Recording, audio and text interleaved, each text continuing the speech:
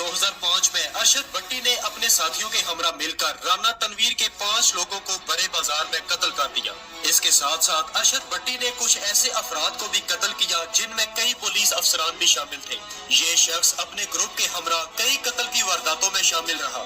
दोस्तों, अरशद भट्टी कई कत्ल की वारदातें करने के लिए पुलिस में मौजूद अपने कुछ दोस्तों से मुखबरी करवाया करता। सन 2005 में ही एमएनए राना तनवीर के बेटे को अरशद भट्टी ने अगवा कर लिया। राना तनवीर के बेटे को कत्ल करने के बाद लोहे की भट्टी में जलाया गया और इसकी लाश को राना तनवीर के डेरा के बाहर फेंक दिया गया। इस वक़ूआ के बाद राना तनवीर कई पुलिस अफसरों और कई इश्तिहारियों के साथ मिलकर अरशद भट्टी को ढूंढता रहा, लेकिन इन लोगों को अरशद भट्टी कहीं पर भी न मिल सका। दोस्तों, अरशद भट्टी ने राना तनवीर के कई गार्ड्स को प्रेशराइज किया, इन्हें कत्ल की धमकियां दी, जिसकी वजह से कई गार्ड्स राना तनवीर को छोड़ चुके थे। फिर सन 2005 के आखिर में अरशद भट्टी के दोस्त इंस्पेक्टर नवीद सईद के कुछ मुखालिफिन ने उसे कत्ल कर दिया, जिसके बाद इन कातिलों को अरशद भट्टी ने चुन चुन कर कत्ल कर दिया। इंस्पेक्टर अरशद भट्टी के हाथों कत्ल होने वालों में एक पुलिस इंस्पेक्टर भी शामिल था। इस वक़ूआ के कुछ अरसा बाद ही एक पुलिस वाले की शादी पर अरशद भट्टी ने हमला कर दिया। इस जोरदार हमले में मजीद 3 सब इंस्पेक्टर्स और एक SHO अरशद भट्टी के हाथों कत्ल हो गए। कहा जाता है कि अरशद भट्टी ने इस वारदात में 2 रॉकेट लॉन्चरों का भी इस्तेमाल किया था। सन 2007 में अदालत ने अरशद भट्टी के खिलाफ रेड वारंट जारी कर दिए। इसके सर पर हुकूमत की तरफ से 2 करोड़ रुपए का इनाम भी रख दिया गया। फिर हुआ कुछ यूं कि अरशद भट्टी की जमीनों पर पंजाब हुकूमत ने कब्जा कर लिया। दोस्तों, उस वक्त वजीर आला पंजाब चौधरी परवेज इलाही थे। अरशद भट्टी ने परवेज इलाही को फोन करके कत्ल करने की धमकियां देना शुरू कर दी। ये धमकियां काम कर गईं और पंजाब हुकूमत ने अरशद भट्टी की जमीनों से कब्जा खत्म कर दिया, जिसके बाद अरशद भट्टी ने बहुत सारे पुलिस मुकाबले भी किए और कई पुलिस वालों को मौत के घाट उतारा। दोस्तों, आखिरकार सन 2007 में वहां के DIG ने एक नया ऑपरेशन शुरू किया, जिसमें कई अजला की पुलिस ने हिस्सा लिया और तकरीबन 1 महीना कोशिशें जारी रही और अरशद भट्टी की मुखबरी की गई। साथ ही साथ आपको बताते चले कि उस वक्त के वजीर आजम सैयद यूसुफ रजा गिलानी ने अरशद भट्टी के खिलाफ इनकाउंटर के ऑर्डर जारी कर रखे थे। फिर एक दिन पुलिस की भारी नफरी ने अरशद भट्टी के घर को चारों तरफ से घेर लिया। इसी घर में अरशद भट्टी उस वक्त मौजूद था।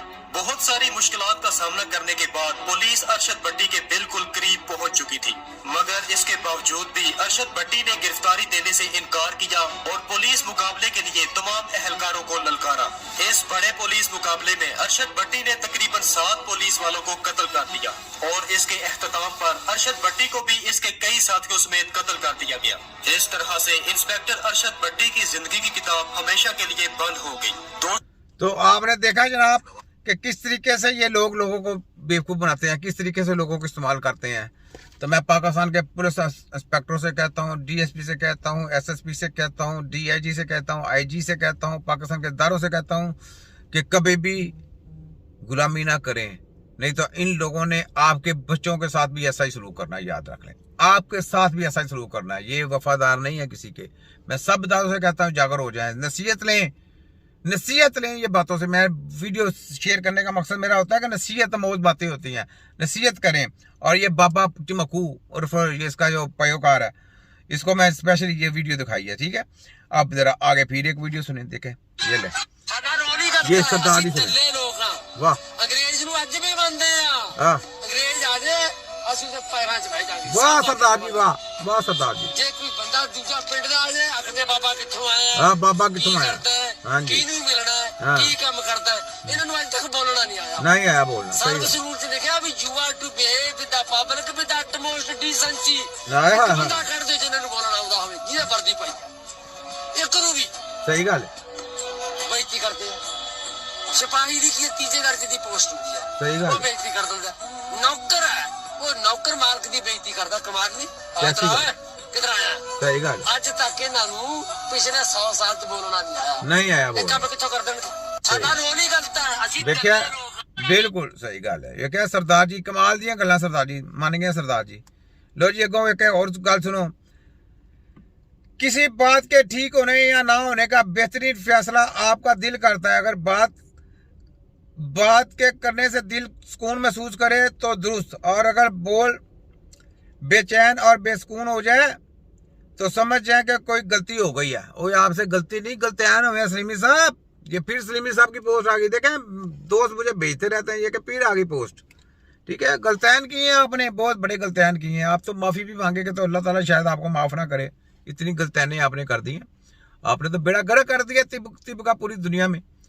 ٹھیک ہے, اب ہم نے جگر کی ہیں, للکاروں نے ذرا دیکھا تمہاری ہمدرد کرشی والوں, یونیورسٹیاں بنا کے تعلیمیں ان کی دے کے لوگوں کو گمراہ کر رہے ہیں, اور وہ تعلیمیں لے کے ان کو آج تک علاج کرنے کا نہیں پتا.